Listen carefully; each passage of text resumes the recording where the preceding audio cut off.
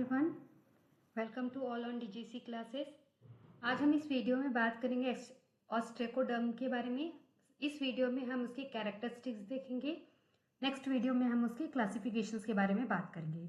ये जो टॉपिक है वो लिया गया है जूलॉजी से, ठीक है। तो ऑस्ट्रेकोडर्म होता क्या है?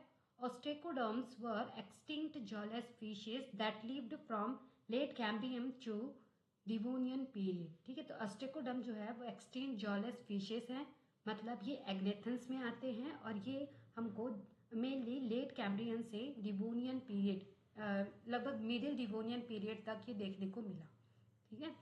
They are among the earliest vertebrate and are known primarily through fossils. ये अर्लीस्ट वर्टिब्रेट्स है, मतलब हम अभी जितने भी वर्टिब्रेट्स देखते हैं ये सबकी ओरिजिन यहीं से ही हुई है, ऐसा माना जाता है बाय मैनी साइंटिस्ट, ठीक है।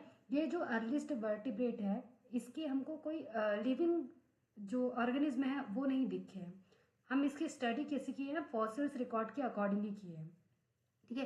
इसके कुछ जनरल कैरेक्टरिस्टिक्स हैं, जिसमें से फर्स्ट कैरेक्टरिस्टिक है जॉलेस। ये जो पर्टिकुलर फिश है, ये ऑस्ट्रेकोडर्म जो है, इसमें ट्रू जॉज नहीं पाए जाते हैं, ठीक है। मतलब ये किस में आएंगे? ये अग्नेथन्स में आते हैं।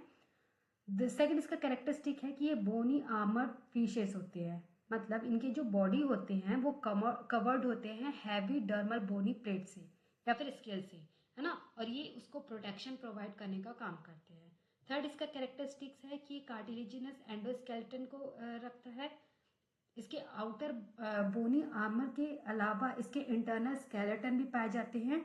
तो ध्यान रखना, आउटर बोनी आर्मर जो होते हैं वो प्रोटेक्शन प्रोवाइड करते हैं और इसके जो इंटरनल स्केलेटन होते हैं वो मेनली कार्टिलेजिनस का बना होता है। इसमें कोई पेयर्ड फिन नहीं पाया जाता है। Most legs two paired pectoral and pelvic fin, though some had fin like projections. कुछ फिन लाइक प्रोजेक्शंस पाए जाते हैं।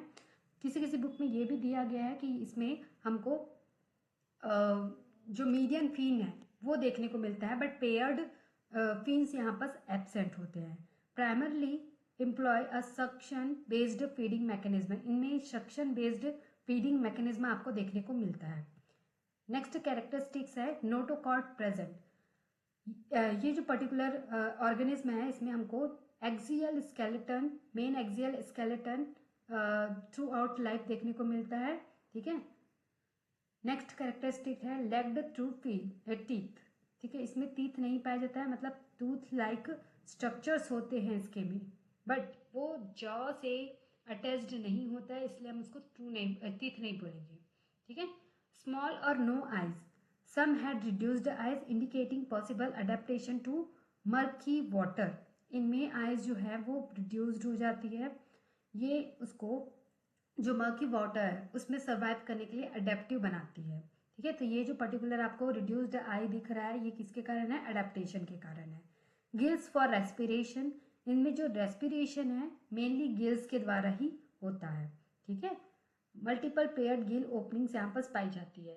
मेराइन एंड फ्रेश वाटर, ये दोनों ही तरीके के होते थे, मेराइन भी हो सकते थे और आपके फ्रेश वाटर भी हो सकते थे, ठीक है। Some lived in marine and other in fresh water.